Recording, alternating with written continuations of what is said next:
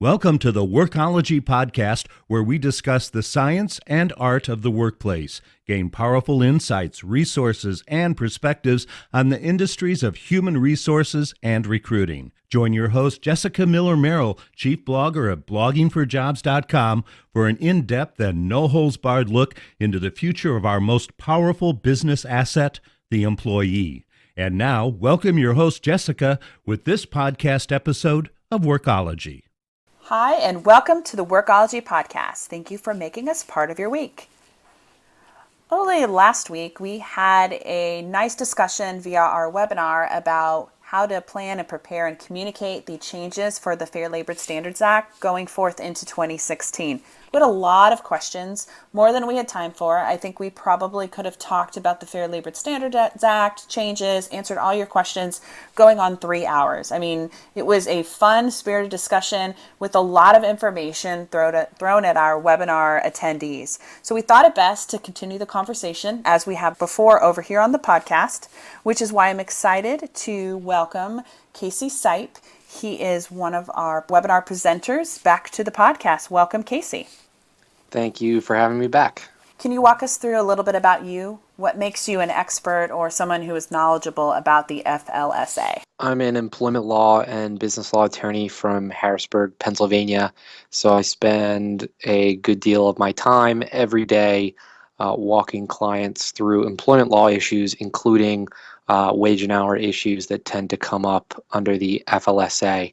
And currently, I've been trying to work with a lot of clients on preparing for the proposed rulemaking that was announced on June 30th. Casey has his own blog, and it is The Employer's Lawyer.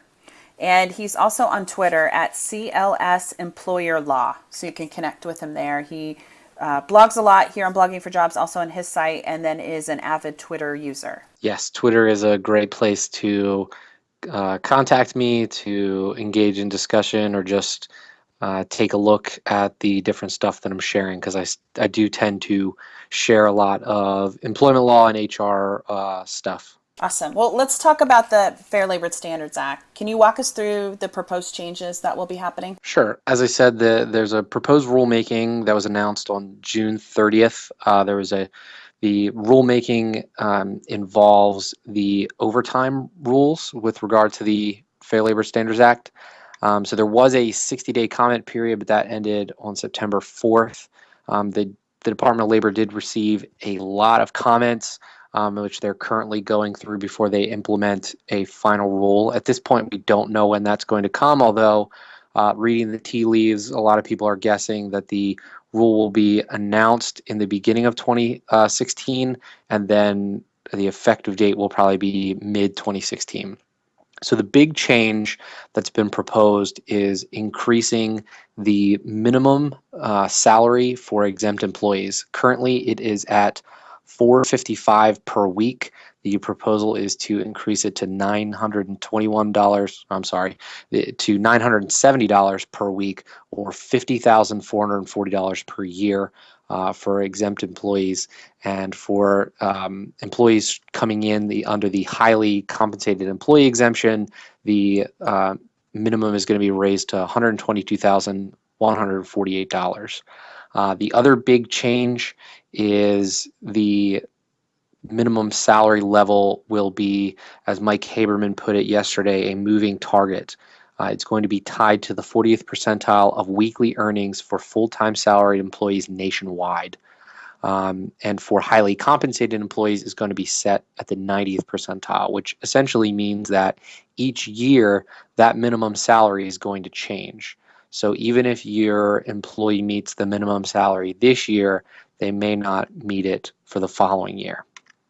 There were also requests by the Department of Labor for suggestions on creating a duties test where they were looking to determine if a more bright line rule, a specific test rather than a factor-based wishy-washy test would be better.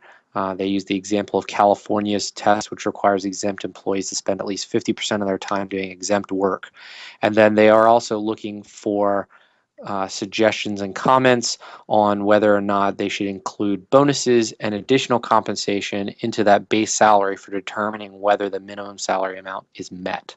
So that's a pretty quick overview of what is probably coming down the pike. Now, it should be noted that none of this is finalized. It's all subject to change, but this should at least give the listeners a pretty good idea of what the Department of Labor is looking to do.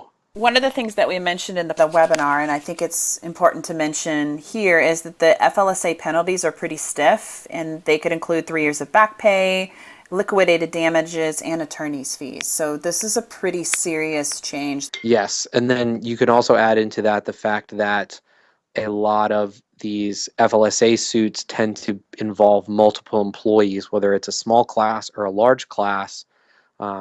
You're looking at even greater damages. So this sort of thing can add up very quickly. Which is why we're taking the time to talk about this on the webinar, and this is now our second podcast on this topic, just because it is a large change and one that can be a very expensive change if you are penalized. All right, so let's get into some of the questions that we had from the webinar. We want to make sure that we address these for folks.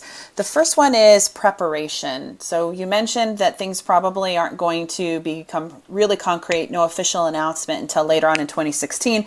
What can HR professionals be doing now before? So the first thing that a company should be doing is to conduct a wage and hour audit. You should be doing that on a fairly regular basis anyway, but this will give you an idea to make sure that your employees are properly classified, because you might actually find that some employees that you thought were exempt anyway are actually non-exempt, or the other way around. And then during the wage and hour audit, you can start to get an idea of which employees are going to fall under this proposed rulemaking. In other words, which of the employees are going to be making less than the $50,000 and change that the DOL is looking for, but would have exempt duties, and that would allow you an opportunity to then start planning for the future. So you can review some of your options for dealing with these new overtime regulations, and then begin crafting your communication strategy for getting the new changes out there to your employees. I think it's great to mention the communication strategy, because as I showed in the webinar, unions are already sharing information and connecting with individuals, workers, maybe your employees, on the internet, via text message, through social media. So we do need to think about how we're communicating to them. Otherwise, they're going to be going other places. Right. You want to make sure that they're hearing it from you. It doesn't necessarily have to be from you first, because it may take you some time to put together your plan, but you definitely want to have some communication taking place, not that you're just simply rolling out changes and the employees don't understand what's going on.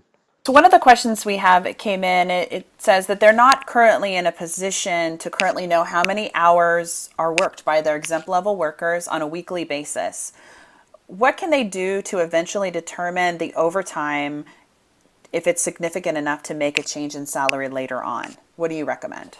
Well, if you're looking to take a proactive stance now, which is what I would recommend, you can start asking them to track their time now.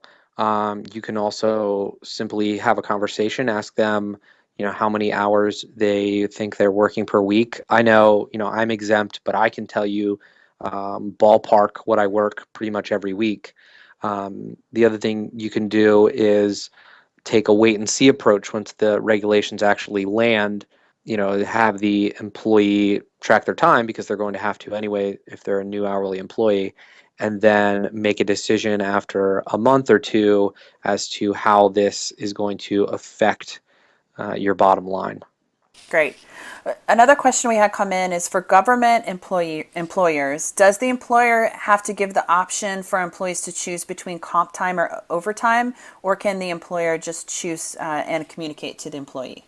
That's a good question. My understanding is that the employer can choose how they want to handle this. Comp time is, as you said, a a governmental issue. It's not something that's available for non-governmental employees. So, in my limited experience with that sort of thing, I believe that the employer can simply choose to do comp time and not give their employees a choice between comp time and overtime.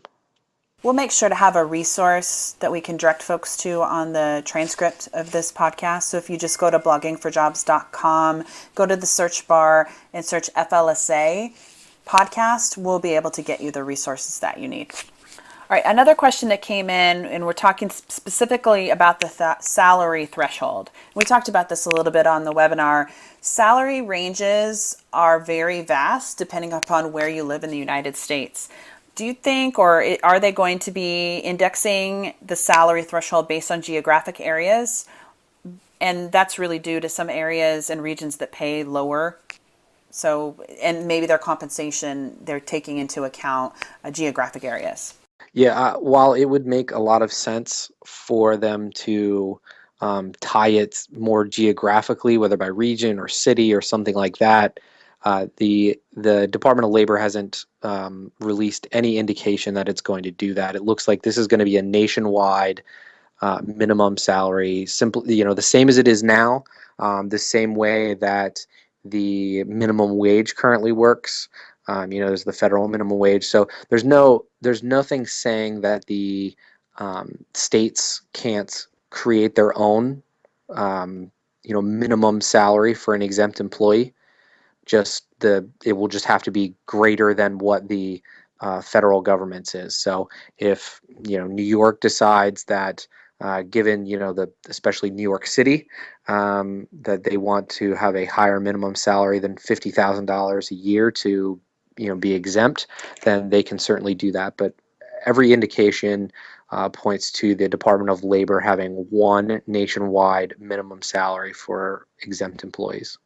What's interesting, Casey, we're talking about cost of living and geographic areas by salary. The Knoxville area is the best place to live. So I'm telling you, if I was a manager, a salaried manager, I'd be looking to move to Knoxville, especially if I was from maybe New York City, where trying to get a $140,000 home, you're pretty limited, pretty much a 375 square foot apartment in Queens. So that money will go farther in places like Knoxville and maybe those other low cost areas. So I understand why our webinar listener would be concerned about cost of living. Yeah, I mean, it would certainly make a lot of sense for them to figure out some way to regionalize it or something like that. But I think they're going to leave that to states and cities to try to figure that out if they want to have a higher amount. One of our last questions addresses nonprofits. We talked a little bit on the webinar about areas and industries that this would impact quite a bit: retail, restaurant, call center, maybe even manufacturing, for folks who are maybe below, their managers are below the 50,000 and change threshold. But will this specifically apply, these new changes to the FLSA apply to nonprofits? As it's currently proposed, yes, it'll apply to everybody, provided they meet the minimum number of employees.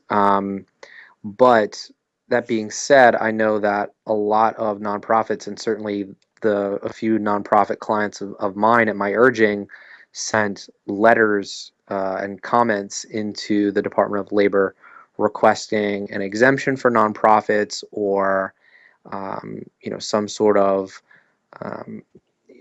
size threshold, or some sort of situation where smaller nonprofits especially could face a lower minimum salary or something of that sort. I certainly don't know if the Department of Labor is going to be interested in that. My guess, unfortunately, is that they will probably just, again, like the geographic issue, they'll just have a blanket minimum salary that they're going to put out there. They don't want to create too many loopholes here, because certainly it would be very helpful for some of these nonprofits to have a loophole to go through, but it would also provide an incentive for some less savory folks to create maybe ways to take advantage of these loopholes. So Again, my guess is that we're going to see a blanket minimum salary that's going to apply to everybody geographically, size, profit, nonprofit, doesn't matter. One last question from one of our webinar attendees.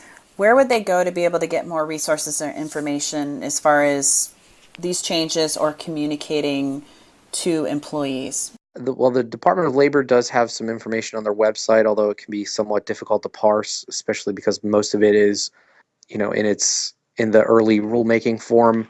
You can certainly, look for us on Blogging for Jobs. We'll be posting more as more things become available. Follow me on Twitter and LinkedIn because I'll be putting out more information as things become available and as we learn more, as we hear anything different, and particularly when the final regulation is announced. Awesome. Thank you so much for taking the time to join us, Casey. Again, if somebody wanted to get in touch with you to talk more about this or maybe just, I don't know, chat about employment law, for maybe over drinks, where would they go to connect with you? Well, like I said, you can find me on Twitter at CLS Employer Law. You can head to my blog, which is employers-lawyer.com. It has all my contact information on there, including phone number and the email address. And LinkedIn has the same thing. You can reach out to me on LinkedIn either through their website messaging app or just through email. And I'm always happy to connect with people. Well, thanks to Casey again for joining us, and thank you for joining the Workology podcast for this special edition and continue a discussion over the Fair Labor Standards Act. Over at the Workology podcast, we discuss the science and art of the workplace HR and recruitment. This is Jessica Miller-Merrill, and until next time, you can visit Blogging for Jobs to listen to all our previous episodes. Production services for the Workology podcast with Jessica Miller-Merrill provided by Total Picture Media.